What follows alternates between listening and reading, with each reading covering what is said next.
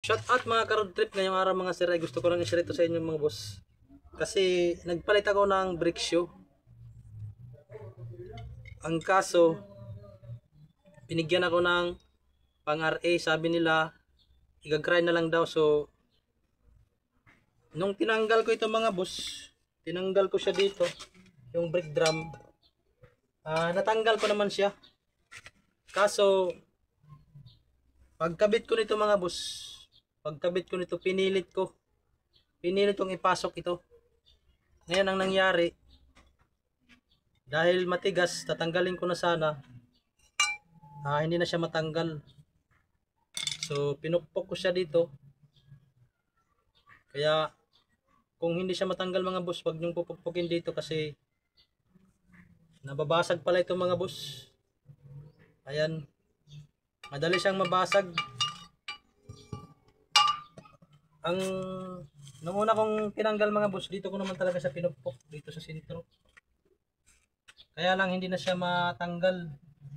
Kaya nung pinukpok ko dito napalakas, kaya nabiyak. Ayan. So instead na magpapalit lang ng brake shoe, pati ito nakating, kinating ko na lang siya para matanggal. Ngayon nagpalit ako ng bago. So ito, so napagasto pa tuloy. 1 to 90 ang bili ko dito mga boss. So ngayon mga boss, hindi ko na talaga pipilitin kasi baka hindi na naman matanggal, mas madamage na naman ito mga boss. Kaya gagrinderin lang natin itong brake shoe. Ayan, gagrinderin natin ulit.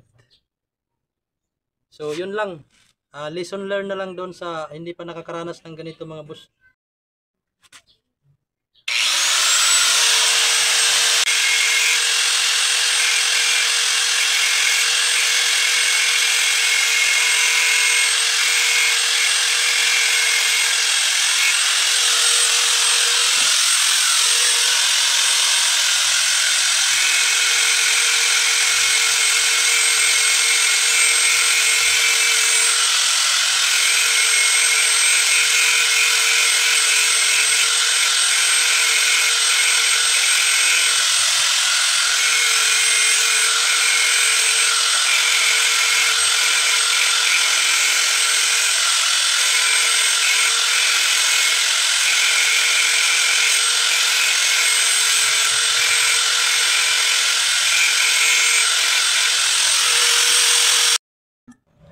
So ngayon, ituturo ko muna sa inyo kung paano ito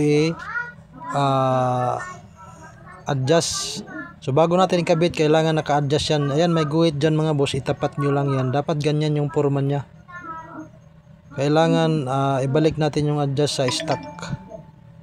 So ngayon, ipapasok na natin ito dito sa butas ng brake shoe para mag-lock siya. Ayan, depende na sa inyo mga boss.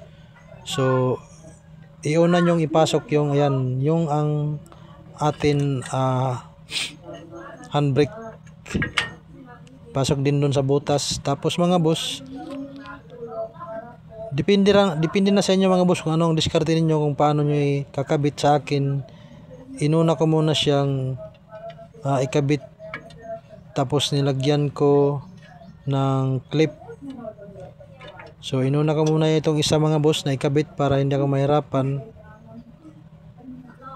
Pero pwede nyo naman i-assemble muna ito mga boss bago nyo ikabit. So depende na yan sa inyo mga boss, basta tama lang yung pagkakabit ng mga spring. So dito ituturo ko rin sa inyo yan mga boss kasi marami pa rin ang naguguluhan dito kung paano ikabit mga boss. So ayan, mayroon siyang clip. So yung clip natin, mayroon din pin. Kailangan lang na i-lock yan mga boss. May lock naman yan mga boss. So gamit tayo ng plier siyempre. Ayan. Actually medyo mahirap ito magkabit pag isa ka lang mga boss. Pero tiyagaan lang. Nasa inyo na yan mga boss kung anong diskarte ninyo kung paano nyo ikabit.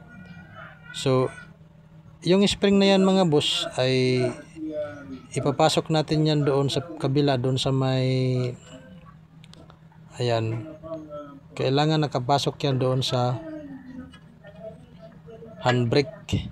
Yung spring na maliit dapat doon yan sa handbrake nakakabit. So hindi makita dito mga boss, nasa kabila.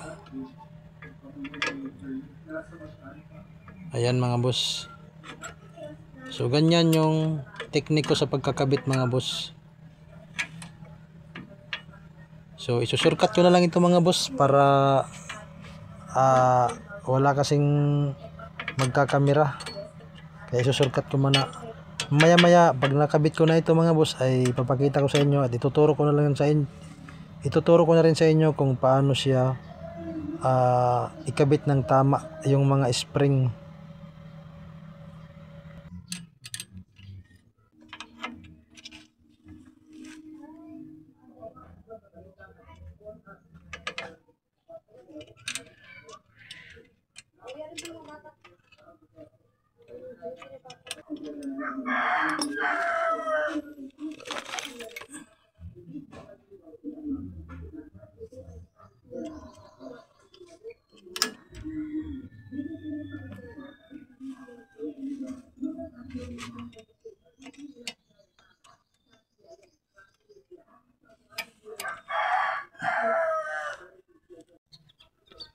So ngayon ipapakita ko sa inyo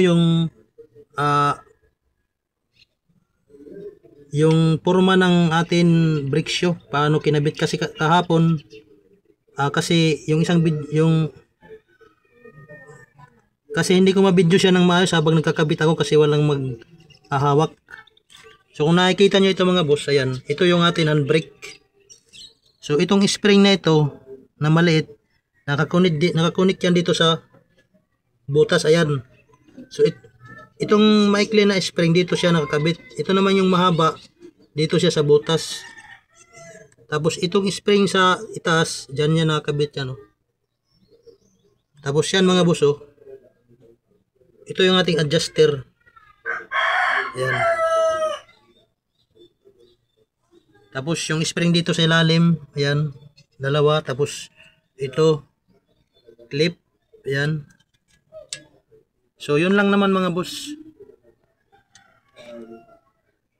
So ibabalik, ikakabit na natin ito.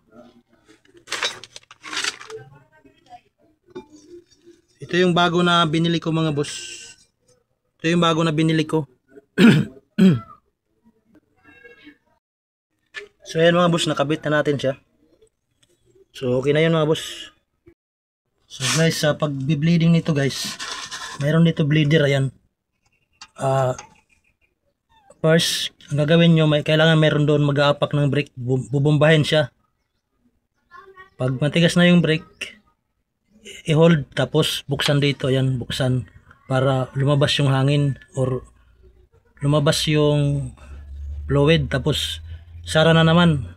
Pagkasara, bomba na naman doon. Ngayon, pag tigas, hold, tapos bukas hanggang sa tumigas na yung brake natin. So babalik-balik lang ang proseso na yun mga boss. So ayan yung bleeder, nandito lang yun. So yun lang ang gagawin mga boss sa pagbe-bleed ng brake.